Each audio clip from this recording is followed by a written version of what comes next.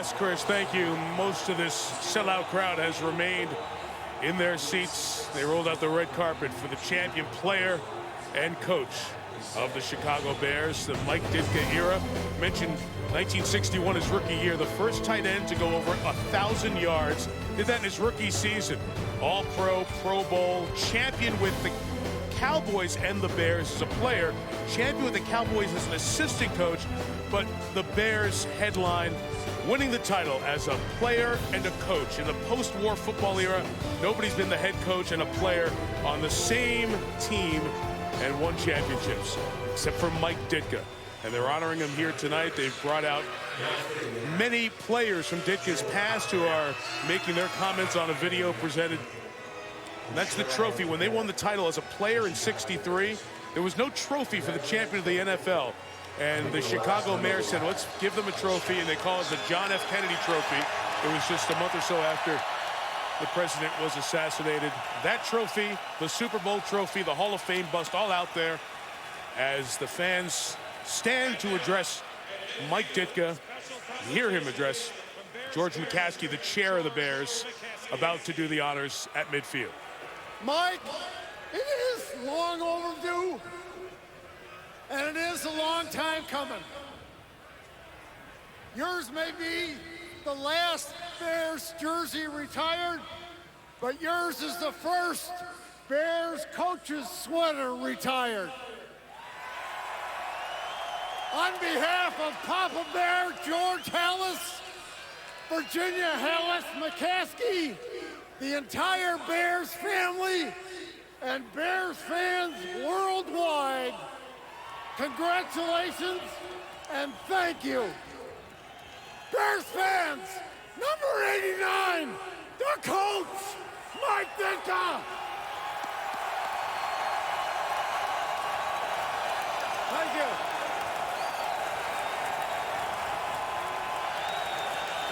Thank you very much. Thank you. And I could say thank you, thank you, thank you the whole night. And I would never be able to thank this city, this organization, for the opportunities that I've had. I came here in 1961, and I came back in 1985.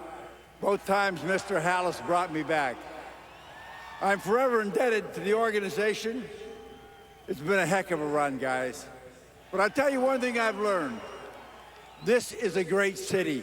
These are the best fans in the world. And I thank you so much for your support. I've been living a dream for 74 years. I hope it never stops. It will, but I hope it doesn't. But you people have been a big part of my dream, because you brought me great joy to be able to please you.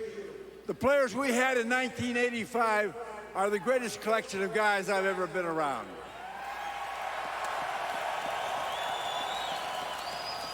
My teammates in 1963, what a great bunch of guys. That was Coach Hallis's last championship. And I'm very proud to be a part of that team and what those guys accomplished. But I could go on, but I want to say thank you, thank you, thank you, and go Bears!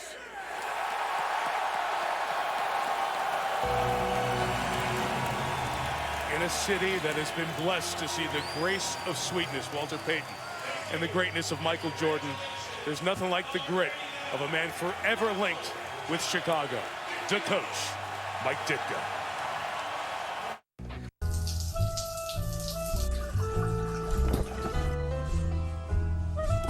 His celebration was pretty cool, wasn't it? Yeah, he was not only a great tight end, obviously a great coach. These people love him here in Chicago. 14th and final number retired, as you heard, by the Bears. Now the Bears get the ball to start the third quarter, and John, they finished so strong at the end of that first half. Yeah, and it's important that Dallas gets off the field. They have not forced a punt yet. The Bears are 6 for 7 on third down, and they've had no answer for these big receivers of the Bears.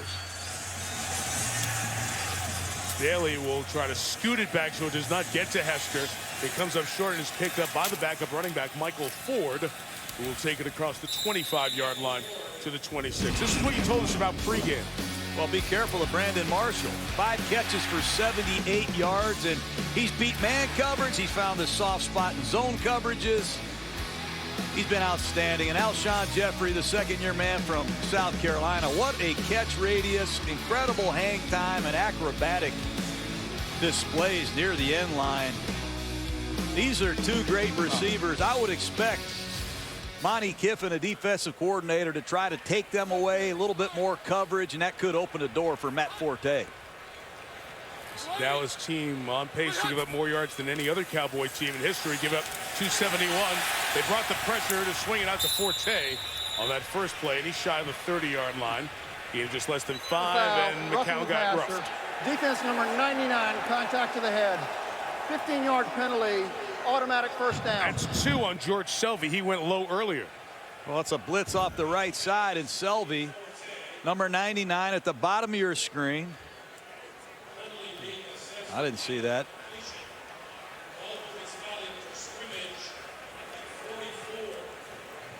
I didn't see that penalty, Mike. McCown certainly was affected by something, whether his helmet hit the field as he went down. Jason Garrett's kind of saying that to Terry McCauley, and Terry McCauley pointed right up towards his head. Said, nope, he got you for the 15, so it's to the 44-yard line.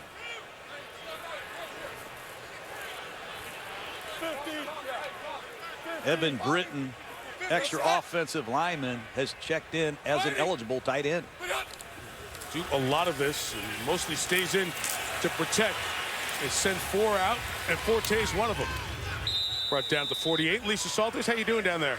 It's cold, Mike, and it was really cold for Mark Trestman. It was difficult for him to talk to me coming off the field at halftime, but he said he was just going to tell his guys to continue to move the sticks, continue to make plays. Dallas isn't going to go away. As for the Alshon Jeffery touchdown, he said it was a great catch.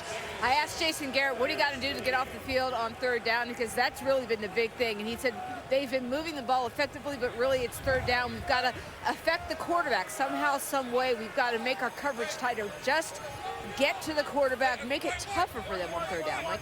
There's 6 and 7, Lisa, 3rd down conversions tonight. This is a 2nd and 6, and Forte's got space. He's got a lot of it. Forte still going. Horrific tackling inside the 20. That's a great audible by Josh McCown. He audible to this pick screen that Forte has made a lot of yards with. Watch the right tackle set and go get a block for Matt Forte on the edge. He knew it was man-to-man coverage. Brandon Marshall ran clearance and picked the linebacker covering Matt Forte. But that is excellent recognition by Josh McCown. An outstanding audible. He knew it was man-to-man. He read the Cowboys like the back of his hand, and he shreds them. And Barry Church, somebody needs to make that tackle on the sideline. 34 on the game. A break for Forte. Here's Michael Bush as the back. Keep throwing. McCown, end zone shot. It is nearly intercepted. And for an opportunistic defense this year, Orlando Scandrick got his hands on one. It's like a rock coming at you. It's so cold, but boy, did they need that. That's a bad play by McCown. He forced that in there. He got a little greedy, obviously. You're right, Scandrick needs to make that play and pick the Cowboys up defensively. But what did McCown tell us on Saturday? He said there are 3 or 4 plays in every game that I must eliminate. That's one of them.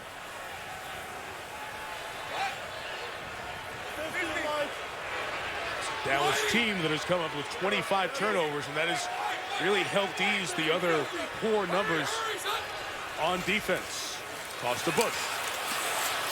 They pick up blocks. The former Raider gains a couple of yards. You might remember Michael Bush in his first 4 years in Oakland when Darren McFadden kept getting hurt. Bush came in. He had a near 1,000-yard season in 2011, but he has not been able to get going this year. Under 100 yards on 45 carries. Meantime, a Cowboy injured, and Sean Lee is shaken up again. That's the worst possible news for Dallas. Hamstring kept him out of a couple of games. And a little bit woozy here as the Cowboys athletic training staff out to look at their middle linebacker. This will have a huge impact, obviously, on the Cowboys. Certainly their sub defense, where the Cowboys have struggled tonight even with Lee, Mike. The Bears are 6 for 7 on third down. The only one they didn't convert was on 3rd and goal from the 15-yard line. Let's hope Lee's okay. As they look at him, injury timeout.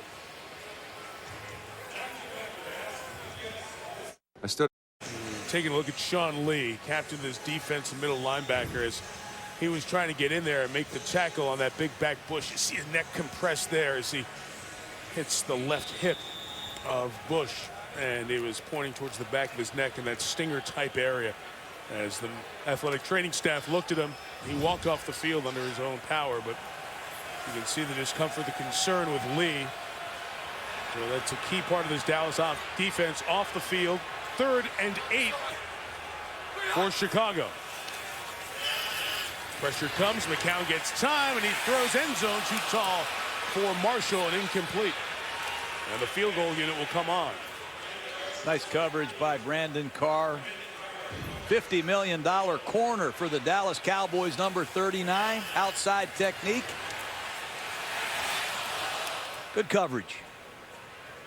Well, we talked about, John, the wind and the difficulty of the wind whipping about 15 to 18 miles per hour. It affects everything, including the snap. Patrick Manley will snap it back to Adam Podlish for this 34-yard attempt. Now, the operation in bad weather done well, as those guys have done so often. Manley, who's played more games than any other Bear, gets it back to Gould, who knocks it through. There's a special good, and in the bad weather, John, to be 3rd all-time in field goal percentage is incredible. This Robbie Gould is something. Remember how bad this field was a couple of weeks ago after the Raven game? And he's not kicking on the best of surfaces either. Ice cold weather. What a performance. Dwayne Harris has to run up and get it at the 10. Harris got the edge. Look out. Gould is chasing Harris towards midfield. He cut it back inside and is tackled at the 46-yard line. So that short kick, Harris was able to get his hands on it and take it for a 44-yard return. When we talk about the short kick there and everything that has to work inside the special teams in our Monday Night Football Hero Camp, watch the perspective of the holder. How you get it down and watch from the kicker's view. It's just a cool look at the entirety of the operation that is practiced on a regular basis by those 3 men. And often you go to a football practice and you can't find those 3. They're off working on snaps and holds and kicks on their kicking days. And man, they do good work in bad weather. Sure do. Huge return by Harris. The Cowboys need a score, and Joseph Randall starts this 3rd quarter as the back. It's a gain to the 42-yard line. It's a 7-yard pickup. Lance Dunbar got hurt last week, season-ending knee surgery, and he had run well against Oakland. So John Randall, the rookie out of Oklahoma State, is really the main backup for DeMarco Murray here tonight. Yes, he is, and he hasn't made many yards this year. He struggled to break free. They're going to need a complimentary back, and clearly Jason Garrett's going to use Randall, but Murray's back. His other option was Philip Tanner, but he told us last night that Randall would be the guy who wants to get on the field. And now Murray for a yard. That'll take him to 100 yards for the night as he's stopped on the sideline. Cowboys continue to run left behind their Pro Bowl tackle, Tyron Smith. I think he's the best left tackle I've seen. He can reach and run you right off the screen. He's got everything you're looking for, Mike. He's got physicality. He's got athleticism. He's tough. He loves football, and he's in great shape. Best left tackle the Cowboys have had in some time. Tyron Smith made the transition over there to left tackle after playing right tackle early in his career. Keeping the Bears to a field goal was big. Now Romo and the Cowboys need to get on the board. Tony Time fires it high. It's incomplete. Wind is very tough, and throwing the ball's become a problem going towards that corner. And with the great field position starting at the Bears 47, the Cowboys go 3 and out. You got to give Jennings and this Bears secondary credit. Romo had plenty of time to throw, and Bryant could not separate. It's a Dallas team that has come out of halftime so good 7 times this year. They've opened the second half with a touchdown, and a very inopportune time to get 3 and out with great field position. For Chris Jones, Devin Hester is in fair catch mode back at the 10. 31-yard punt, but a very disappointing stretch there for the Cowboys. Perhaps an opportunity lost.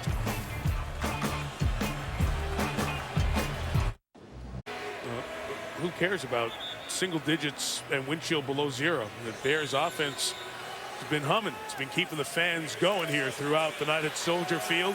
Every drive has turned into Chicago points. We were at 14 all, the 5-minute mark of the second quarter, when Dallas scored a touchdown. But Chicago's responded. 13 consecutive.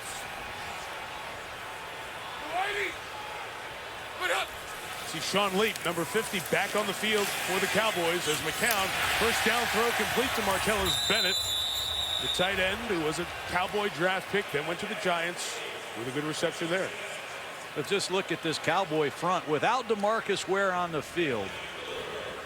Not a lot of people know who Drake Nevis is. Martez Wilson picked up off the street.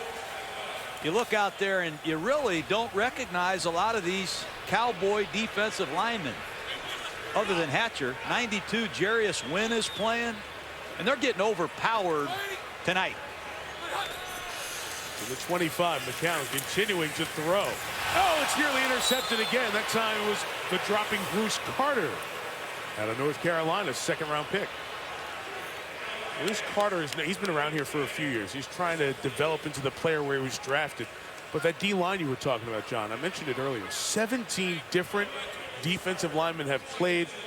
If you look at their 9 active defensive linemen on the 53-man roster, 6 of them were free agents signed this year, guys, for most part off the street. Oh, it's unbelievable, and people are asking, where's the pass rush? The effort is there. They're playing hard, but they just don't have the personnel that these Cowboys have had over the years. They've had their hands on 2 of the last 4 passes thrown by McCown. So maybe Dallas getting a little beat on him here as Jarius Wynn helps stop Forte. But you know, when the Cowboys were winning championships, look at the front 4 they had. I mean, the last time they won the Super Bowl, try blocking Charles Haley with Leon Lett and Russell Maryland pouring it up inside. And don't forget, Tony Tolbert had 59 sacks. So Troy Aikman had a pretty good defense. I used to have to call plays against these guys. I'd go home thinking I'd never make a first down. You talked about the underachieving unit as a whole. Hatcher leads them in sacks. He has 9. Ware has been injured. He has 5 sacks. 3rd and 10. Big play here for the Dallas defense. And McCown fires, and it is intercepted off the deflection into the hands of Sterling Moore. But there's a flag down on the contact, so Moore has the pick. But it looks like Brandon Carr may get called for a hold.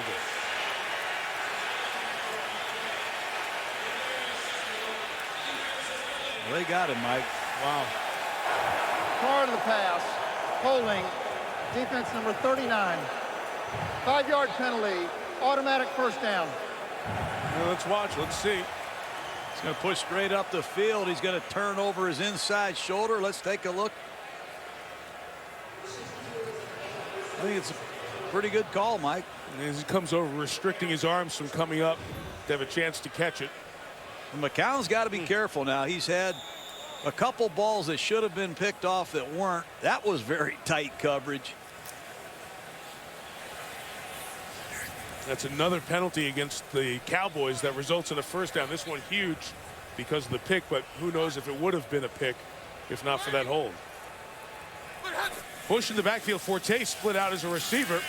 And McCown continuing to throw it toward Jeffery. Couldn't bring that one in. And the coverage of Brandon Carr over there. So the Bears are up 13.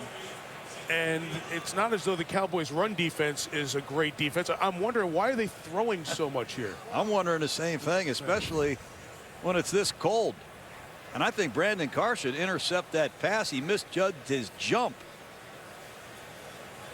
2nd down and long. The Bears have protected extremely well, but the conditions are begging for McCown to run the football. From the 30, they will this time, stretching Forte to the right. And Sean Lee, who came back after that stinger and is feeling the effects of that on this cold night. and in pain as well. And I don't know if they're going to keep him out there. He's going to head towards the sideline here. Well, watch the middle linebacker scrape over the top. Number 50, Lee. He's going to go to the left side here, and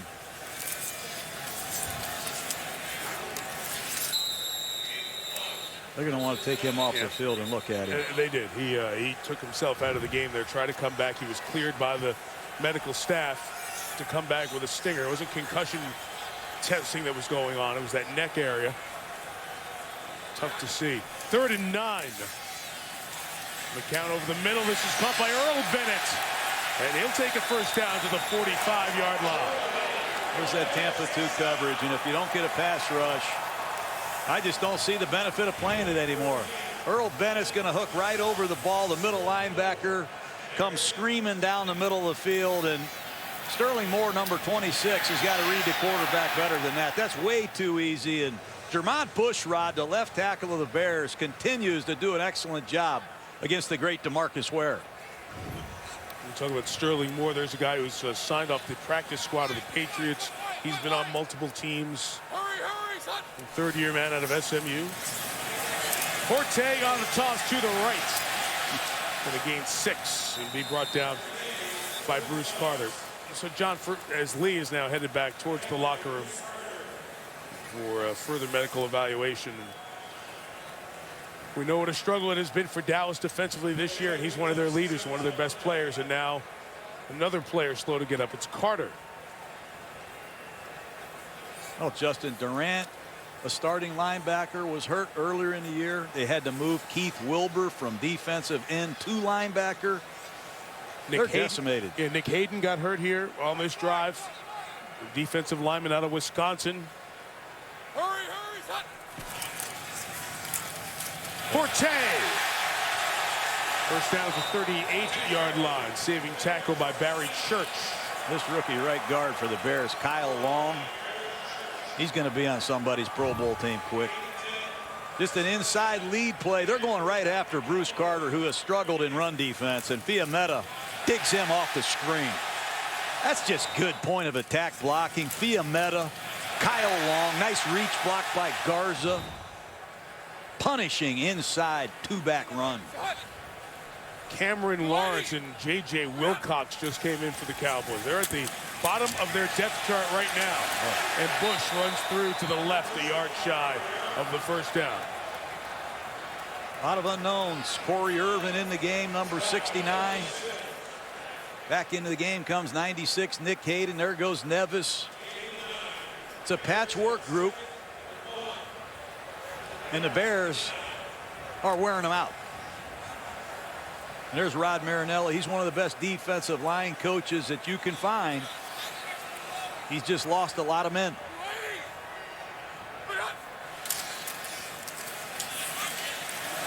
To have a big back like Michael Bush on a night this cold, 6'1", 245. Nobody wants to tackle that. And Monty Kiffin, the 73-year-old defensive coordinator who replaced Rob Ryan for Dallas this year. That long, successful tenure with Tampa Bay, then went with his son Lane, Tennessee, and then USC, and resigned as that USC defense was picked apart on a regular basis. Some very well-known and talented defensive minds, but they don't have the talent on the field right now. Ware remains on the sideline. Matt Forte. No, you make a great point, Mike. When you get players hurt, like Dallas has had players go down, the next man up theory that you hear every week from these teams is, it's a great mantra to have, but the reality is they're just not good enough to be a championship defense with the number of players out. And add Sean Lee to that, John. Out for the rest of the night, as you would suspect, with that neck injury. Inside of 4 minutes. Forte picking them apart. First and goal for Chicago. And they know it. The Bears know that the Cowboys are going to play a double zone and try to stop these big receivers, and they are just taking the ball right at these linebackers. Look at number 53 just stepping in, Cameron Lawrence. Good backside blocking once again by Kyle Long. They've run that play 3 out of the last 4 times. And there's nothing that Dallas can do to stop them. The Bears have 26 first downs. Remember, the record in a game is 40, and it was set by New Orleans against the Cowboys. It started last month. First and goal from the 7. Same play. Yep. Forte goes to the 5. Just a matter of time before Mark Trestman calls a bootleg right off of that same run. When you can hammer the ball off your left side repeatedly with that kind of success, just a matter of time before you fake it and come out on a bootleg to your right. Dallas had 1 drive in very good field position, too, on the Bears side of midfield, but they went 3 and out. McCown's having trouble getting this play in from Trestman. You can see him ask for it again. Look at that play sheet. He's got about 5,000 plays. Where'd he learn that from? He used to coach with you. Gives you a lot of credit for him staying in football. Play clock running down. There's the boot. And there's Forte. Can he get in? Pass Scandrick into the end zone. Chicago Bear touchdown. Again. That's a great drive by Chicago. And Mark Trestman. You can feel that bootleg coming all the way up here. Slamming the ball off the left side repeatedly. Why not? Fake it to your left and run Forte across the formation. They faked the handoff to Alshon Jeffery. And the Bears fool the Dallas Cowboys. Good design. And there's that guy Forte who can do it all. Bears are lining up to go for 2 here, up 19. Of course, mathematically would get you to 21, but most times when you have this kind of lead, you just add the point. But simple math makes sense. Try to get to a 21-point edge. And McCown does with Marshall. Everything's just too easy. You think they're liking this in Philadelphia? They're liking it in Chicago, I can tell you that. Forte carried most of the mail on that drive. The Bears are up 21. This is brought to you by Navy Federal Credit Union. Visit us at NavyFederal.org. The new ESPN Fanshop.com. Powered by Dick's Sporting Goods. And GMC. Enter the Never Say Never sweepstakes for a chance to win a 2014 GMC vehicle at GMC.com/NFL. What an awesome view of southwest tip of Lake Michigan, the great city of Chicago, and our aerial coverage on this Monday night brought to you by DirecTV. 35-14. It's a squib to keep it out of the hands of the return man, but Harris wasn't back, and the squib goes out of bounds. So ball will be placed at the 40-yard line. First down, timeout. Glad to give Terry McCauley the chance to unfreeze his mouth there. Romo and the Cowboys in a 21-point hole. Thank you to so many of you who have helped and chipped in Jimmy V Week, help us beat cancer. 100% of all donations directly to cancer research.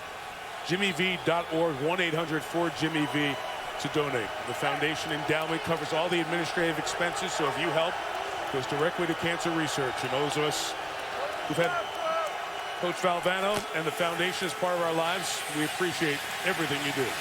Romo's got to get going. There's his rookie receiver, Terrence Williams, into Chicago territory at the 42. John, we know that you can throw it and move on this Bears defense, and Dallas going to have to hop into a little no-huddle, quick tempo look, perhaps. No question, Mike, and nobody covered Terrence Williams that time, and Chicago must unleash their pass rush. Peppers at the top of the screen.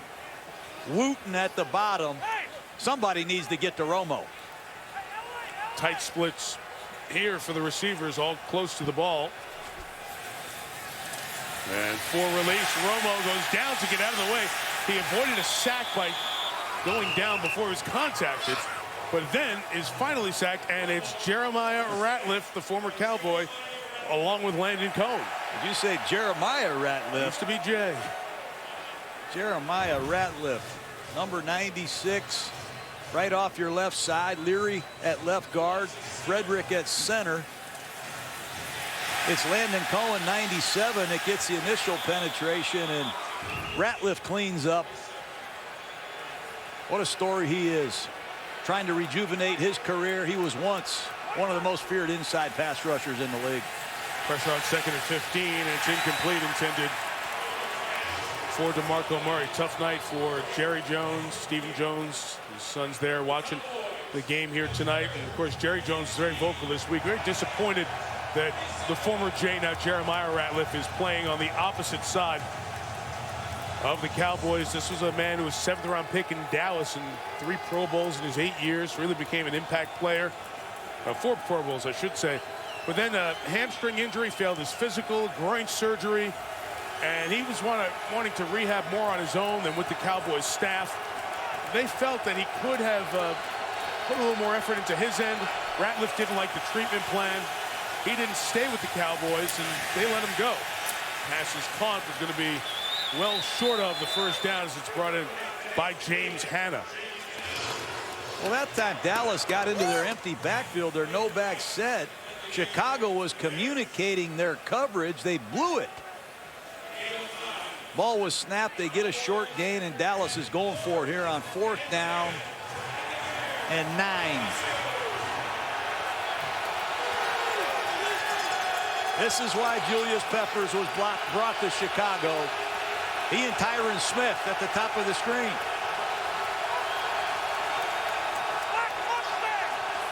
That is true. First time Dallas has gone for it on 4th down this year in over 90 4th downs, and they got nothing to go. The pressure was coming. The Bears and James Anderson got there, and on downs it belongs to Chicago. Well, Chicago has had their way with Dallas in every phase. They showed the double-A gap pressure, and it's a busted protection. Nobody touches James Anderson,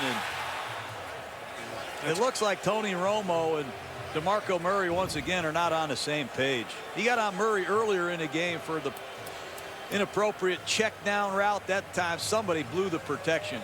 Can't do that on 4th and 10. And there's the communication. Frederick, the rookie center, in conversation with Romo. Tony trying to get them all organized and get them back. More drives to go tonight, and then the Packers come calling in Texas on Sunday. Hurry, hurry, son. Bears take over to be a run with Michael Bush. He gets over the 45. By the way, you saw that the Cowboys hadn't gone for it on 4th down in their first 12 games of the season, and into this 13th game. They've been tracking 4th down conversion since 1980. It's the longest the team had ever gone without going for it on 4th down. Now they're 0 for 1. And the third quarter's over. Where do you get these stats, Mike? You're an amazing guy. Cold nights, John. A lot of time inside. They haven't forced a punt yet. And have given up over 400. And that tack on to the penalty, and Jason Garrett will watch the Bears scrimmage back in the red zone again. Well, John, you tagged them the new monsters of the Midway. Big nights for Marshall and Jeffery making a spectacular touchdown grab. And add on that latest Marshall catch, and could take him close to a 100-yard night.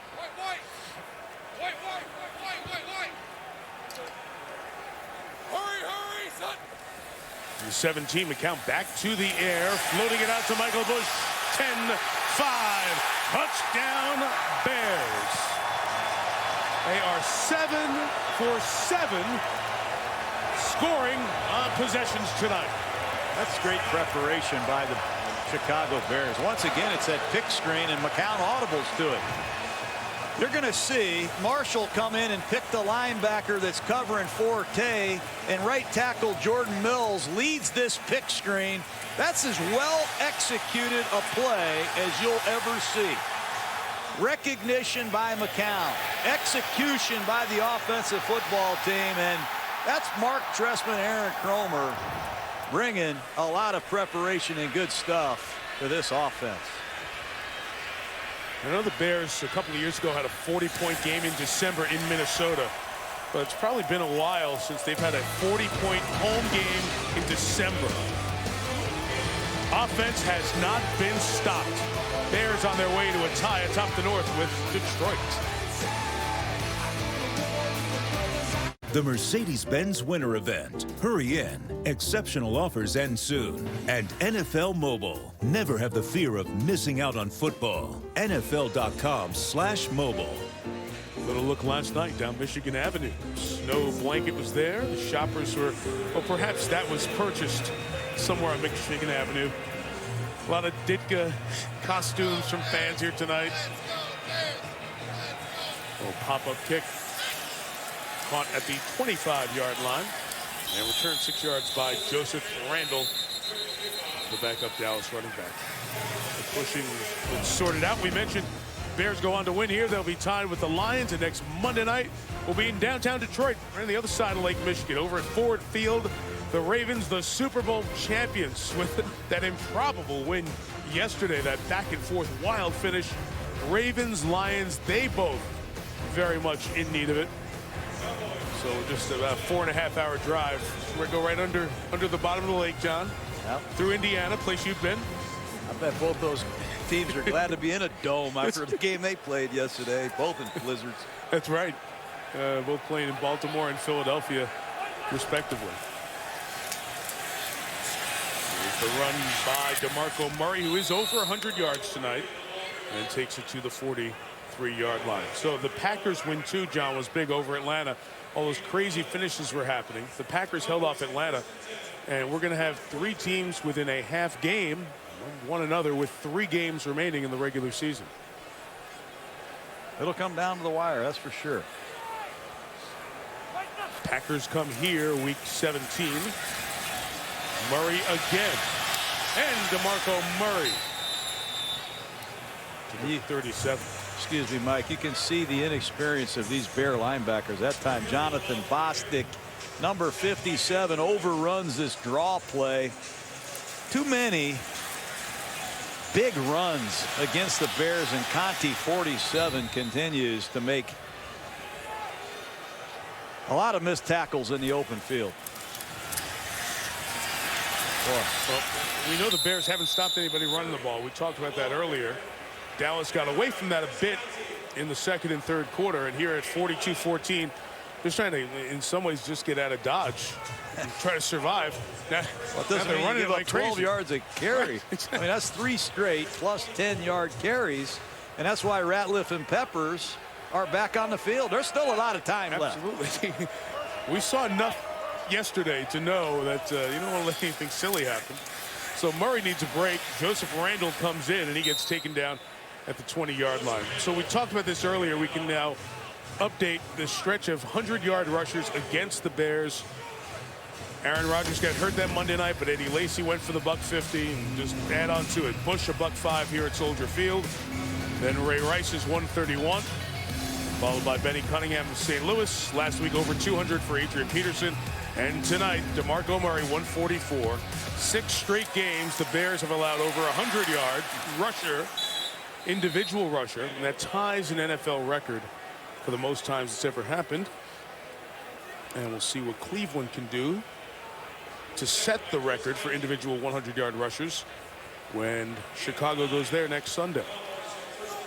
It's frustrating. I know Lance Briggs is hopefully going to be back soon, but it's a matter of people getting off blocks, finding the ball carrier, making some tackles.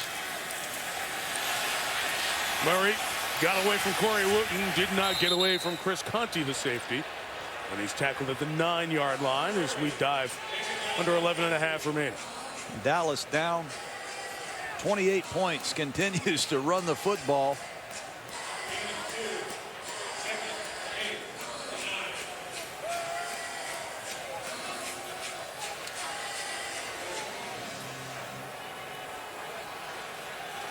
Quiet night here for Dez Bryant.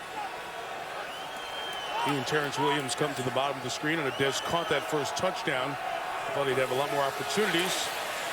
Here's Romo coming back towards Dez, and it's too tall for him. with Tim Jennings over on the coverage.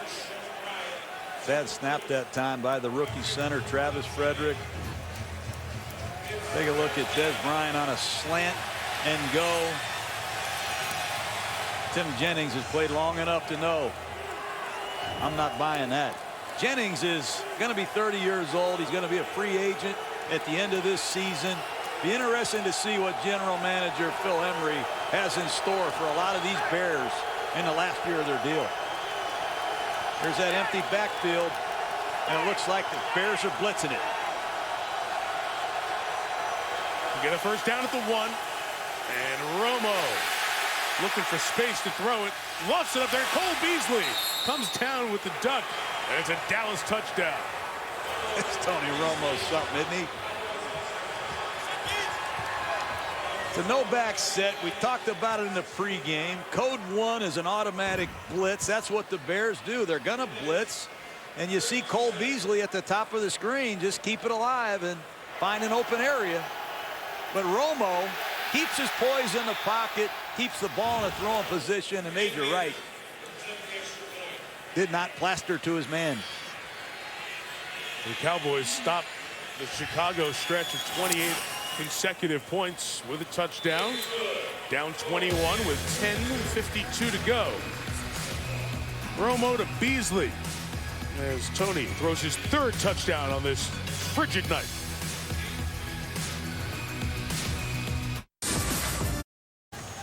For several years, 09 till 12, remember he was injured when they had that collapse in the indoor facility in Dallas, fractured the cervical vertebrae.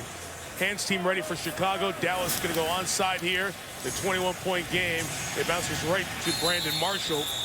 He and Jeffery, 2 very good options to put out there to try to scoop him up. Marshall wasn't contacted there. He's limping to the sideline. We had Jason Witten limp to the sideline after the extra point a moment ago. So teams late in the season here getting dinged up in a short week coming for both. And it looks like Mark Trestman and the Chicago Bear offense is going to continue to feature this fullback, number 43, Tony Fiametta. They've lined him up all over the place, but they've really done a nice job running the ball with a fullback and a 2-back set in this second half. 45, Fiametta leads the way. He got a little bit of a block on Kyle Wilbur. As the run for 2 for Forte. There's Witten. Here comes Marshall back in the game, and sometimes these great players play possum a little bit, you know, Mike. You say, oh, that guy's hobbling a little bit, then he runs right by you. What a night so far for Marshall, not only as a receiver, but he's thrown 3 tremendous blocks. Yes. 2 of them on screens, 1 of them on a scramble play by quarterback Josh McCown earlier in this game. See Romo and the rest of the Cowboy offense. I mentioned it's been a quiet night other than the touchdown for Dez Bryant. 2 catches, 12 yards for Bryant here tonight. Forte's going to run to the right and take it inside the 40 and down to the 35-yard line as Forte closes in on a 100-yard rushing night. He can do it all. This kid, Forte. Tonight, he set a tone for the Bears. Good, patient zone stretch running off the right side. He sets up his blocks. How about this blitz pickup? A defensive end. He covers the Bears for a big first down to Jeffery, and then he slides out of the backfield. He's a great receiver, an outstanding runner, and very good pickup, man. Skip Pete, his running back coach. Got to be proud of him tonight. He's got 96 yards rushing. Bush with the carry down to the 31. You talked about Forte and all the change that has been a part of his 6-year career here with the Bears. He's over 1,000 yards now as Matt Forte. Second only to Walter Payton in the all-time rushing list in Chicago Bears history. And there are the numbers and the names. 6 years, 4 offensive coordinators, 7 different head coaches, and a constant. A lot of yards gained by Forte. 7 different quarterbacks. You said 7 head coaches. Oh, did I say head coaches? Yeah. Sorry, thank you. There's Skip Pete, the running back coach right there. He was with the Cowboys last year. So I know Skip Pete wants to get even and get a piece of these Dallas Cowboys. Wow. Carried by Bush. Big holes being opened to the 23-yard line. He skips in the same boat as Joe DeCamillis. When you leave one staff and go to the other, it's always great night when you beat your old team. It certainly is. And his running backs are running extremely hard. There's Joe DeCamillis. He was the special teams coach of the Cowboys last year. He's loving this. You like to beat your old team. But this Cowboy defense, they have to find something that they can do well. And tonight it's been nothing. There's so many different faces and names. Cameron Lawrence in the first 5 weeks of the practice squad. He's been out there a decent part of this fourth quarter. DeMarcus Ware chases down McCown and gets Josh and brings him down for the sack back at the 30-yard line. Oh, that's a screen pass. That's the third time they've run that pick screen. That time the Cowboys read it, and DeMarcus Ware gets one of the easiest sacks of his career. As the clock continues to roll, DeMarcus Ware, he's been through a lot of change. He was an outside linebacker in a 3-4 defense for the great Bill Parcells. Then it was Wade Phillips bringing his interpretation of the 3-4 to Dallas. Then it was Rob Ryan who lined him up everywhere. And now he's a 4-3 defensive end. Pro football, you got to be able to adjust. There's a carry by Bush. Back to get most of the sack yardage back before third down. Well, two players in our game right after each other, 17th and 18th on that all-time sack list. Of course, kept here for just over 3 decades. Now all the forced fumbles. Teammates on the Pro Bowls during their NFC days. DeMarcus, his whole career here. Peppers starting with Carolina and now with the Bears. Yeah, and we talked earlier about a factor grade. You just don't have any idea how many penalties they've forced, how many times they've shown special effort, tackles for loss. They've knocked the quarterback down and off the spot. Two tremendous pro football players at their positions. 3rd and 12. This is Forte out of the backfield. Gonna just get the first down and go down. How about the presence of Forte to know where the first down marker is, get the first down and stay in bounds to wind that clock. He wants to get out of here. He wants to put some long sleeves on. Just a simple check down. He says, there's the first down. I'll get it and I'll stay in bounds to wind the clock. That's real good football savvy. That's good stuff by Forte. It is also the Bears' 33rd first down on the night.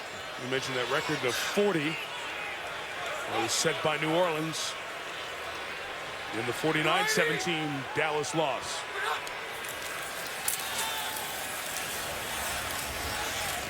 Forte pulls the ball at the 10-yard line, so he's closing in on 100 rushing yards. He's at 73 receiving yards, so his 25 touches tonight have brought right around 170 yards. I go back to McCown. He's going to become 3-2 as a starter. We've seen him twice now on Monday Night Football, Mike. He went to Lambeau and beat the Packers, and tonight he's 27 for 36 for 350. Just another night at the office for Josh McCown. What a job that he has done relieving Jay Cutler, and Mark Trestman will have an interesting decision as they approach the finish line, who to play at quarterback. Well, that's an interesting point you bring up there. We're talking about long-term. There's a short-term conversation to be had as well. You know, I think you all know the Jay Cutler story. The contract is up after this year. There had been a lot of talk early on of, we'll give him the franchise tag, but Phil Emery in an online chat answering questions this week, the general manager said, he reminded everyone that the franchise tag could cost somewhere in the neighborhood of $16 million. And with over 24 free agents to figure out their future here in Chicago, that's a pretty penny. You'd be forcing yourself to let a lot of players go. So can they get a long-term deal with Cutler? Do they want Cutler to be their long-term quarterback? Will other teams offer more money and more stability down the line to Cutler? A lot of ifs to be answered at the end of the season. As Forte stopped, but you brought up a good point, John. What do you do here when Cutler's high ankle injury is healthy enough for him to keep playing? That's the biggest question. Play again, I should say. You know, because McCown is completing 70% of his passes. He's got 12 touchdowns and 1 interception, and the offense looks to be in a pretty good rhythm. So it'll be a tough call in the short term. In the long term, you said it, Phil Emery's got some tough decisions.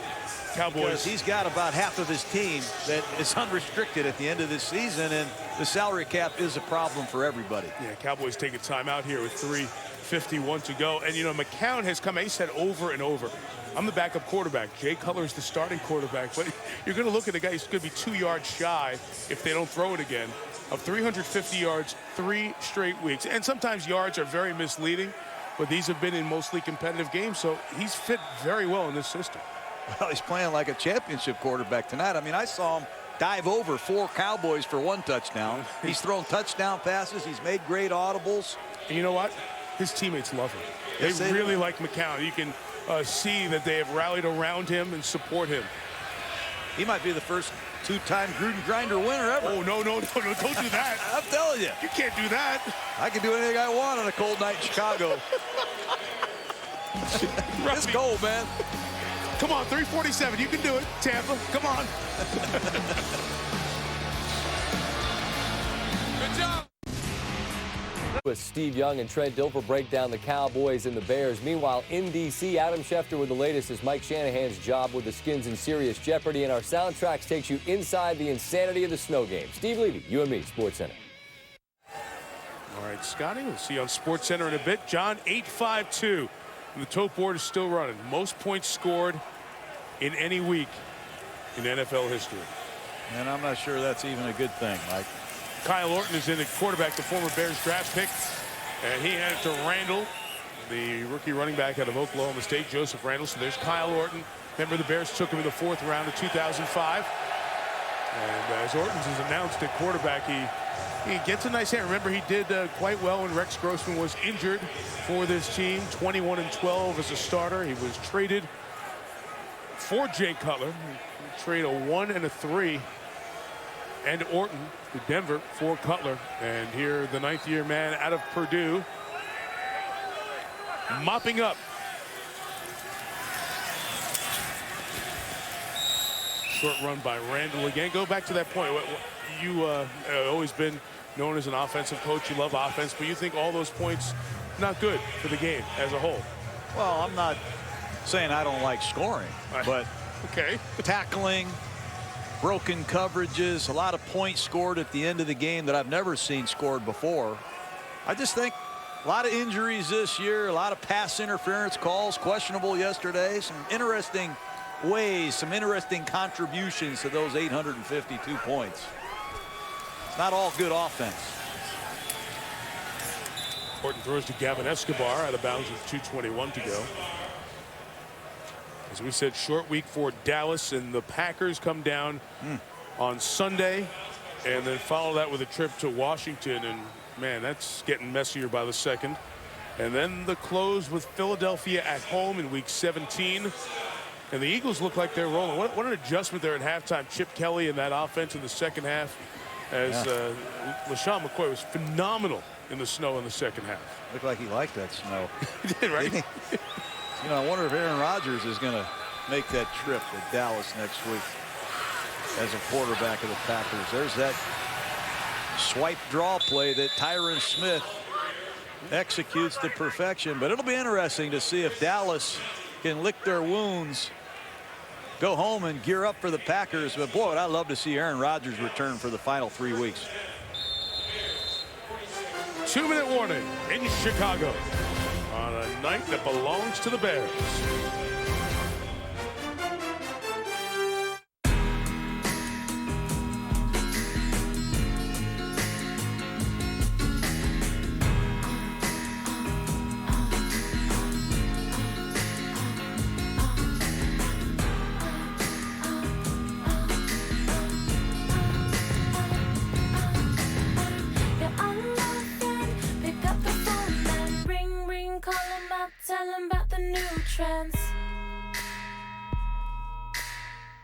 We've graduated to a whole new level.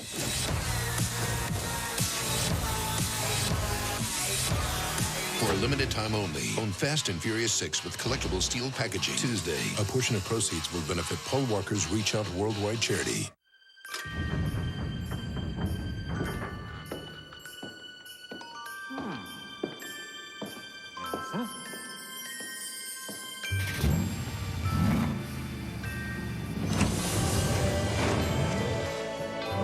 what fun it is to ride.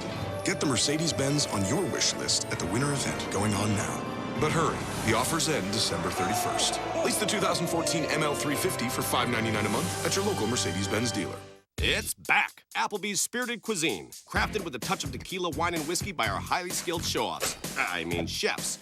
Are you really gonna do this every time? New Marsala mushroom sirloin and chicken and shrimp tequila tango, starting at $9.99. 2 new reasons to see you tomorrow. Scott Van Pelt, Steve Levy standing by for SportsCenter, the GMC postgame.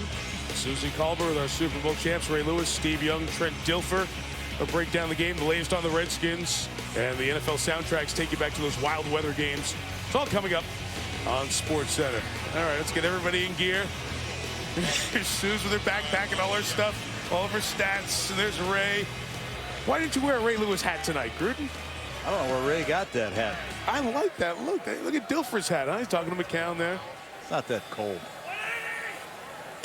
You've been whining for 5 hours about the weather tonight. I've been whining since I got off the plane. What are you talking about? Miles Austin. Look at Ray's hat, with though. The catch. Yeah? You like that? He could play middle linebacker at least 30 snaps with that thing on. Here's the thing. How fun is it to hang out with Ray Lewis? It's awesome, isn't it? Like if anybody's going to make fun of somebody's hat, they're not going to make fun of Ray Lewis's hat, right? Hey, we kind of joke around, but a big tip of our hats to all the women and men on our crew. Not only had to set up and work through these brutal conditions. That pass incomplete, nearly intercepted by Chris Conti, the safety. They also have to break down all the equipment and get us back to Detroit next week. And all these folks have been out for many, many more hours than we have in this bitter cold. And we appreciate the game looked as good as ever, despite below zero conditions. Thank you, one and all. I always say the best in the business. That's why we think it. You guys are phenomenal. Minute 50 left and a 24-point Chicago lead. These guys are the best, aren't they? Even the red lights, the cameras were cold. They're keeping the camera warmer than they're keeping themselves. Right. They take better care of the equipment than they do their own. Look at them. I'll tell you what. Carried by Joseph Randall, minute and a half left. So John, we were talking in the break. Aaron Rodgers still waiting to get that scan to see if that crack in the collarbone area is healed.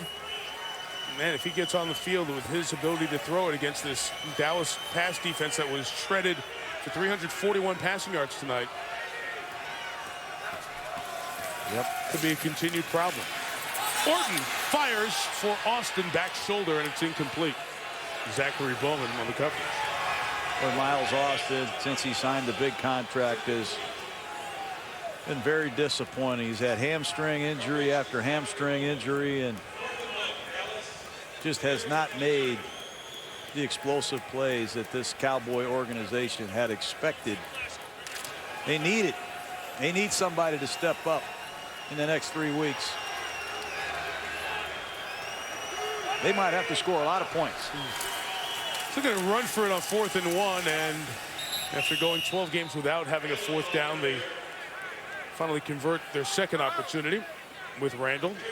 So here's the Cowboys schedule we talked about. Packers Sunday at home to Washington and then close with Philadelphia. Meantime, the Bears go to Cleveland. That Browns defense gave Tom Brady and company all they could handle yesterday. And at Philadelphia. So the Eagles and Packers, keen observers of the action here tonight. No, Cleveland is a problem on defense. And Norv Turner is doing some good things with their offense. They just can't close the game out. There's Terrence Williams.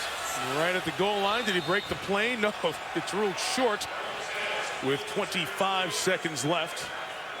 We'll see if Dallas can punch a touchdown in here before we're done. Kyle Orton's an amazing quarterback. He just comes in no matter where he is. Denver, Chicago, or Dallas, and he moves your football team. Well, that looked like it should have broken the plane in the last 2 minutes. It has to be stopped upstairs for what that's worth. But it doesn't matter as Randall is able to run it in for his second rushing touchdown of this rookie season.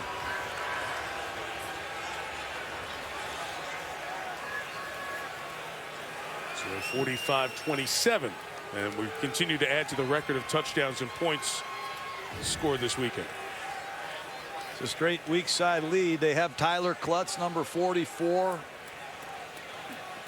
As Dallas now has the ability to run the ball from a two-back set with a true fullback, and they haven't had that earlier in the season. The Cowboys have been using James Hanna, number 84, as a fullback. I've even seen Jason Witten do it.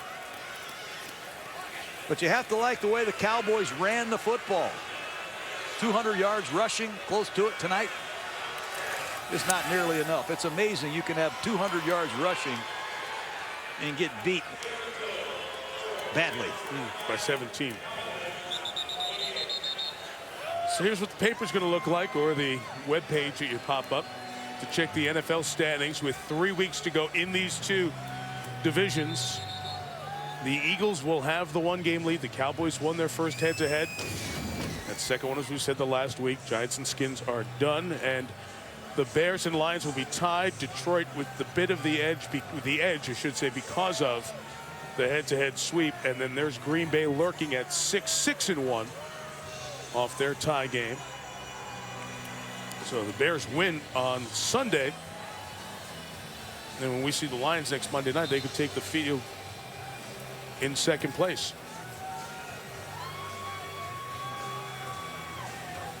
It's been an interesting first year for Mark Trestman as he's come to, as he said, still learning his team, what they're all about as the team and the season evolves, and that the learning process is going to continue with a bounce-back win after dropping the last 2 games. I think one of the best moves he's made was bringing in Aaron Kromer as his offensive coordinator and line coach, and then rebuilding the offensive line. 2 veterans, good players. Bushrod at left tackle, Slauson at left guard. The drafting of Kyle Long in the first round to play right guard. Jordan Mills, another rookie, starting at right tackle. They're able to do so many different things in this offense because of the quality play of their offensive line. Marshall's got it, and he's going to try to run it out, but a fair catch signal was indicated, and so it'll stop the clock before it runs out, even though it went to 0-0. Let's see if they'll put a couple of seconds back on. Terry McCauley's trying to get everybody stopped. We've got one more snap to get in here. Game not over. As soon as they clear the field, I'll just give you the couple of bottom lines. There's going to be 1 empty possession with this kneel down. Other than that, Chicago scored on all 8 possessions. I was wondering the last time here at Soldier Field they scored over 40 in December. They go back to 1986, the year after the Super Bowl championship. That 14-2 team hung 48 on Tampa here in December. What year was that? 86. Oh, thanks. 86. I'm in the clear. No, that's not you. Is that like a reflex reaction? Was it me? Yeah. You looked at me funny. No, I was looking at you funny. And there have been 3 games in the NFL this year where a team didn't punt, and 2 of them have come against the Cowboys. That Denver-Dallas shootout, one of them. On the night they retired Ditka's number 89. The Bears hang more than half that, 45, on his old team, the Cowboys. 45-28, our final score. GMC postgame is next with John Gruden, Lisa Salters, and our great crew fought through this brutally cold night. Mike Tirico, so long from Chicago. Here comes SportsCenter. ESPN thanks you for watching this presentation of the National Football League. This is SportsCenter Live. And we welcome you to SportsCenter with Steve Levy. I'm Scott Van Pelt. Don't want to pile on the Cowboys, but that onside kick, yes, that's the only time all night that the Bears did not score when they possessed the ball. Hey, on Mike Ditka night, what did you really think was going to take place in Chicago between the Bears and the Cowboys? No, it's a little chilly in here. You cold? I'm all right. You going to be okay? Maybe a knit hat or 2? Be polite. Let's go out to Susie Colber, the GMC postgame report. Make my jacket feel good. And you guys think you're funny. The Bears had 2 opponents tonight, the Cowboys and the Cold, and neither could stop them. Josh McCown to Alshon Jeffery just before the half and making some magic. What a throw is right. McCown playing more like it was 70 degrees than 7 degrees, the 4th coldest Bears home game in the regular season in their history. Ray Lewis, Trent Dilfer, Steve Young. Guys, we just have to talk about McCown. He certainly didn't play like a backup. He was 75% complete tonight. Perspective, look at the weather, right? The season's on the line. The division is up for grabs. Playing the Cowboys, who equally the division's up for grabs. Josh McCown's replaced the great Jay Cutler, and he's taken this role, and he looked today, the eyes of him today looked to me like a guy that knew that he was going to play well, would be disappointed and forlorn if he didn't. He looks like he carved him up like Tom Brady and Peyton Manning. He did that kind of work today, the throws that he made, the subtle pieces of the puzzle that he put together today, I thought was all-time quarterback. You cannot take anything away from Josh McCown. He was tremendous. And you made that statement on the bus to Ray and I. Was like, this is watching Peyton Manning, Tom Brady, Drew Brees, Aaron Rodgers, where in the gravity of the moment. I'm not saying that he. No, I know. We're not saying that on the field. But what you saw was exactly what those guys would go do. And 5 steps meant there. 5 and a hitch meant eyes went there and it went somewhere else. Every play, second reaction play, dropped it off. Every ball was in the right spot. Every ball was right when it played. Yards after catch. This is not game management. This is not backup quarterback coming in and doing a job. This is guy coming in, taking over an offense and making it better than it was before. Taking no credit away from the young kid, but when you think about who he played against, that may be one of the worst defenses in football today. Okay, Debbie Downer. Very fair point, because that was especially the second half, a pitiful effort. I mean, when you see how they was just out of position, nobody communicating, the balls that was up in the air, the balls that they had opportunities to make interceptions. They dropped 3 interceptions. They had 3 interceptions they could have dropped. I mean, could have caught. When you think about the Dallas Cowboys, when you look at them as a total team, there's no balance there. I think Tony Romo had a pretty good night according to his standards, but everything else on that team is just bad. Look at the Bears' execution, though. Yeah. Every play was executed almost perfectly. The timing. Look at Matt Forte. Did you see him? One time he was in position. He had to go get the other side of the back of those coming the blitz, and he saw him, and he knew it. He knew what his job was. He snuck up a little bit. All the way across. And then when it got across, boom, got the tackle, and the next play gets the linebacker. Yeah. You know, that's the little stuff that this plan that Mark Trestman's put in place is starting to really bear fruit. And what you saw was horrific defense. To this point, the Dallas Cowboys, very well executed and orchestrated offense. And as we know, when you take an orchestrated offense directed by a guy that's dealing, it takes bad defense and makes it look unbearable. And I think that's and what Mark Trestman joined in the offseason. This is now deep into the season. You know, he's starting to get that full fruition of all the things that he put in place. I saw him right after the game, gave him a big hug. I said, "Congratulations, Coach, you're on your way." He says, well, "We're kind of on our way." But it certainly looks like a team with a plan. Look at the decimation of defensive players. Loses his quarterback, and look what they're doing. It's but nice. it's not your usual Bears offense. Only the second time in their history they have 2 1,000-yard receivers. Brandon Marshall hit that mark tonight to go along with Alshon Jeffery, and Matt Forte has 1,000 yards rushing as well. So they have some dynamics to them, but clearly, I mean, Josh McCown is relishing this opportunity, and he's talked about it. It was eye-opening to be in an offense that has that much structure and allows him to do that much. So this is going to raise the question, guys. It's going to raise the question of when Jay Cutler is ready to come back, what does Mark Trestman do? Here's the remaining schedule down the line. I mean, they have an opportunity here. They're tied for first in the NFC North. What do they do? And Susie, before we get to the Jay Cutler, Josh McCown, me and you were walking on the field and we saw Josh McCown. We talked to him. He said, "Hey, you make sure you go get Alshon and Brandon and talk about how dynamic these two are and how well they've played and made this such a more seamless transition for me." So one, Josh gets that, but segueing to the Jay Cutler, Josh McCown, I mean, this is why these coaches get paid the big bucks, and this is a very difficult decision ahead for the Chicago Bears. One, Jay Cutler may not be completely healthy yet. So he's got to prove in practice he can come out and play. But it's going to be very hard for any quarterback, Jay Cutler or any other name on the back of the jersey, to come out and play better football within the system than Josh McCown has. Yeah, I mean, you take it for what it's worth. I'm just seriously going to say that.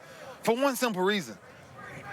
Did you see how many yards the Dallas Cowboys rushed for on the ground? So when you talk about the coach saying that we're not there yet, that's what he's talking about as a complete team. Well, he's been decimated with injuries. Yeah, they're just not there yet. And so you talk about the quarterback battle. What do you do? If I'm the head coach, I stay with McCown right now. Yeah. You know what I'm saying? Cutler, you get healthy. I mean, I don't think there's no quarterback competition right now. I wouldn't even put that thought in my team's head right now. We're playing well enough right now. Let's finish the season out with McCown playing the way he's playing. I guarantee and then in the offseason we figure it out. Sorry, Ray. I guarantee you that Coach Dressman is not afraid of this one. Right. Right. Bring it on. Bring both of them. Tell both of them. And Jay, when you're completely healthy, come back and play. But tell them we're playing this fella, Josh. And at the end of the season, there's some big decisions to make. You know, don't be afraid of that one too. Carry both. I mean, it's not. You can deal with this. It's not a bad thing when you've got a great plan and a great offense and two players that can play. I mean, sometimes it elevates the whole team, elevates each of those as they compete. That's not always a bad thing. Right. No, in today's NFL, it's necessary. You know, we've seen that this season, to have a starter, and not many teams have a backup as good as what we saw tonight, as good as Josh McCown. Of course, everybody got something against the Dallas Cowboys tonight, including Matt Forte. He's with Lisa Salters. First of all, Matt, where are your clothes? I mean, it's cold out here. You got no sleeves on. How are you able to do that? You know, it's a toughness thing. You know, it's mind over matter. But you know, I just want to thank God for allowing us to come out here and stay healthy and have a good game. Did you get cold at all? Yeah, of course. I'm cold right now. But you know, you just have to come and deal with the elements. You know, we're used to playing out here. This is my 6th year in the league, so you got to play in the elements like this. They could not stop the run at all. What was the key to you guys being so effective, you in particular, in the running game? Offensive line did a great job. Those guys started, especially in the second half, just pushing them off the ball and eating up the clock. And, you know, we got those big receivers, Alshon and Brandon, making great plays out there. And Josh did a great job of, you know, protecting the ball as a quarterback. Speaking of Josh, what has impressed you most about your backup quarterback? His resilience. You know, he's comfortable out there. No game is too big for him. So, you know, I'm proud of Josh, and he's doing a great job. All right, thank you, Matt. Congratulations on the win. Thank you. All right, so on a night that Josh McCown sets a career high with 4 touchdown passes. Oh, there was a comment on Twitter tonight, he's the next Rich Gannon. I mean, does he have that kind of talent, would you say, that you could hand him the team? Well, it's interesting. We had this conversation earlier tonight. Is he Kurt Warner or is he Rich Gannon? Who's to say? But this isn't a small sample. And the one thing I remember from Josh's earlier stint in the NFL, when you played against him, and I played against him a few times, watched film when he was playing, he always looked the part. Like, he always went out and he played quarterback the way another quarterback's eye would see it. He didn't play for very good teams, and the stats didn't always back up what it looked like. Now, this is unique. He's playing better now. But it's always been in the tank. I think you're starting to see it come to fruition in a great system with great personnel. How many times have I seen a situation where guys call me, he's been in a certain town, he goes, I just figured it out, but they threw me out of town. Yeah. And a lot of guys do blossom late. They get it all figured, and they found a place, a nice home for him, and he's blossoming because he's put the work in, and now he's got the platform to do the job. How are your ears feeling, by the way? Not a problem. Good. Yeah, right. You know Josh McCown's not feeling cold, right? Not at all. The headlines tonight, no doubt it was a Bears night. They could not be stopped. Can you imagine scoring on your first 7 possessions? And once again, the Dallas Cowboys bitten by the December bug. They drop a game behind the Eagles in the East. The Bears tied for first in the NFC North. And Josh McCown is 2-0 on Monday night. The post-game report is brought to you by GMC. Vote for the Never Say Never moment of the week at NFL.com/GMC.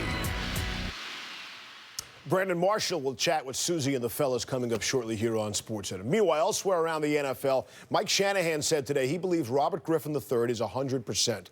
And in nearly that same breath, he admitted he was considering benching him for the final 3 games. The idea being season was lost long ago, and the value of getting RG3 into the offseason healthy was greater than winning a meaningless game or 2. Griffin has been sacked 24 times in the last 5 games. He missed off-season practices while recovering from that major knee surgery, and that is a reason often cited for his current struggles. Shanahan said team owner Dan Snyder asked him today about his relationship with Griffin.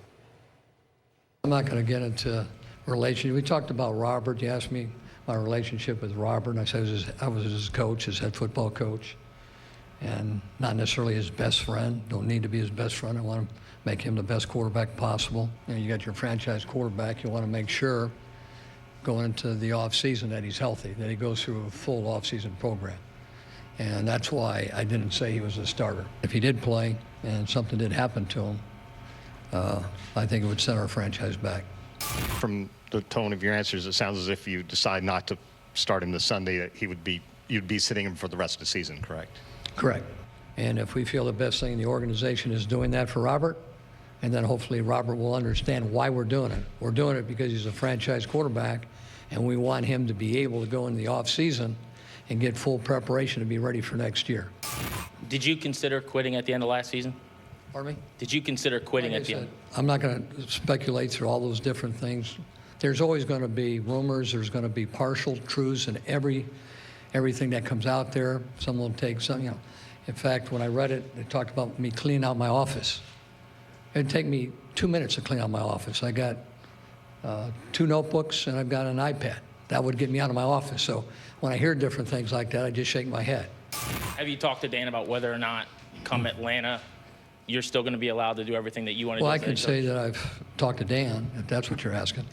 Obviously, our conversation will stay between us. Mike, do you want to come back next year? Okay. Anybody have anything to do with football?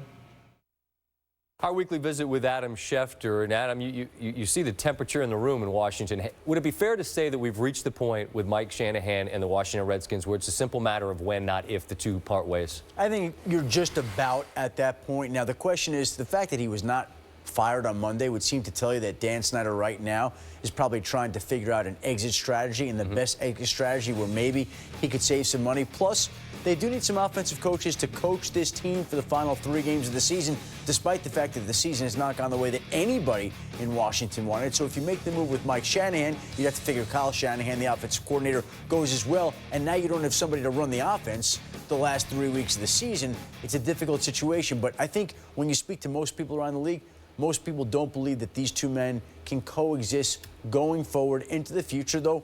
Maybe they sit them down at the end of the season and they decide, hey, they're good for each other. They're the best alternative, as hard as it is to imagine that. You know better than anyone, but that you know that's not happening. We're not to inject ourselves here, but we're all from somewhere. I'm from there, all right? I've grown up with watching the Redskins get to this point. And we've seen the direction Snyder's gone in the past. If they look elsewhere, what's the big name, the high-profile splash? Because Snyder doesn't go after the coordinator type. That's the whole issue here. His history has been to go after high-profile coaches. He inherited Norv Turner. He hired Marty Schottenheimer. He hired Steve Spurrier. Right. He hired Jim Zorn, but that was because no big-name guy would bite. Am I right? Joe Gibbs. These are the kinds of names that he's gone after, typically in the past. So now, who is it? A situation where this is going to be tough. It's hard to imagine that he's going to go get Art Briles is not leaving Baylor to go coach the Washington Redskins and be reunited with RG3. So it leaves you in a situation, there's no obvious hot candidate out there. John Gruden's made it very clear he intends to be back in the Monday Night Football booth next season. Your guess is as good as mine, is as good as his right now, I would bet. What a mess. All right, we shift gears. New England Patriots lose an important cog in their offensive wheel in Rob Gronkowski, and whether it's been the back or the multiple surgeries and now this knee injury, how concerned are they about this very valuable piece of their offensive puzzle? This could lead the New England Patriots to going back into the 2014 draft and doing exactly what they did a few years back when they spent 2 high picks on Rob Gronkowski in the 2nd round and Aaron Hernandez in the 4th round. This team, which was loaded at that position, all of a sudden now has major questions at that position. Aaron Hernandez is in jail. Rob Gronkowski's out for the year. And they are void of the one position where that offense was built on that strength. So now you have to go back to the drawing board. Now you have to spread out the wealth short term to guys like Shane Vereen and Julian Edelman and hope that they can make plays. And then you have to go address that need this offseason. And Rob Gronkowski's got some major questions. They know he'll be back next season at some point. Again, we'll go through the medical questions this summer that we did with him last summer about him being ready, when he'll be ready. Could be up to a year, perhaps, after this particular knee injury. And then he's got a $10 million option bonus in his contract after the 2014 season. So depending on how he looks next year, there'll be a financial decision that this team has to make on him at some point in time. The Detroit Lions have shown an inability to run away from hide from anybody in the NFC North. You've got the Packers just lurking there, and maybe you get Aaron Rodgers back, you can make a run. Is this perhaps the week that we see 12 back on the field for them? Told there's a chance he's going to play Sunday. Now, before we can get to that spot, he's going to have to be cleared medically. That has not happened. They're going to work him out Tuesday. He's going to meet with a doctor on Wednesday morning. If the doctors clear him, then he will have the chance to play at that time. Okay. With Detroit losing this past weekend, the Lions kept the Packers' hopes, slim as they might be, alive for the time being. And as long as they're alive, and if Aaron Rodgers can get back on the field, I'm sure the Packers would love to have him. It would be a psychological dent against the Detroit Lions, who play on Monday Night Football against the Baltimore Ravens next week. Green Bay would love to have him back, but the first key and most important step is being cleared medically. If nothing else, your job is relentlessly interesting, is it not? Relentlessly interesting and relentlessly tiring. Understood. And with that in mind, ladies and gentlemen, we bid adieu to Adam Schefter. Your Monday, sir, is finished. Thank you, sir, and I appreciate that. Up next, the Cowboys defense absolutely shredded tonight. We'll head back to Chicago. Brandon Marshall will brave the elements when he sits down and talks it over with Susie and the fellas. With their all-pro tight end out for the season, are the Patriots still a Super Bowl contender? Here, New England's plan to replace Gronk's production. Plus, it was an unforgettable Sunday of scoring and snow in the NFL. Our soundtracks deliver an all-access pass to the wild weather fun. It's all next on the one and only SportsCenter.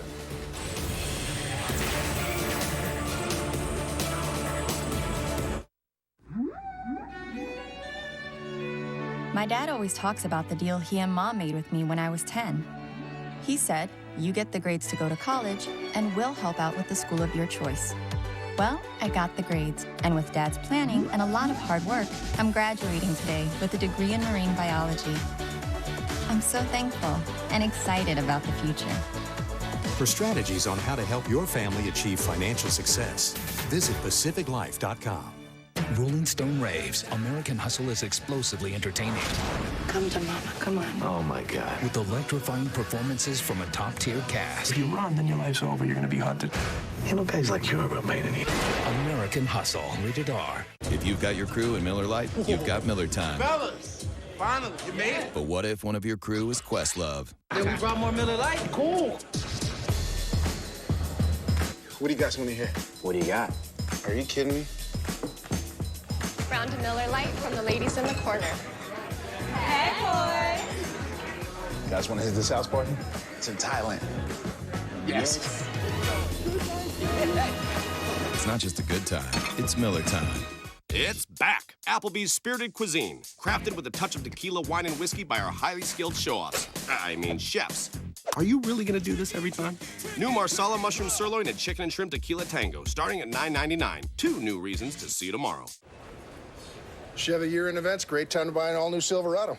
This interior is incredible. Man, that nav is perfect for my long trips up north this time of year. Oh, how far up north? Akron. Akron's nice. Chevy's giving more. This holiday season, Chevy's giving more during the calendar year-end event. Trade up to the all-new 2014 Silverado All-Star V6 for a total value of $52.50. See your local Chevy dealer today. You should hear I love you as often as you can. You can feel it. You just feel that it's a moment to say I love you. Show her your love is all around her with a Circle of Love pendant from Hellsberg Diamonds. Come tell us your story. We'll help you find the perfect gift for her. We've created the Despicable Me 2 Blu-ray to be even more fun with 3 all-new mini-movies. Whoa! Despicable Me 2. On Blu-ray Tuesday, rated PG. We have 4 hours to find your dad a gift, and he's got to have the best, so we need to stay focused. James, you're my rock. Can you keep it together? Sally, look at me. I need you to step it up, okay? We don't want the petting zoo all over again. I can't make any promises. Wow. I never doubted you guys for a second.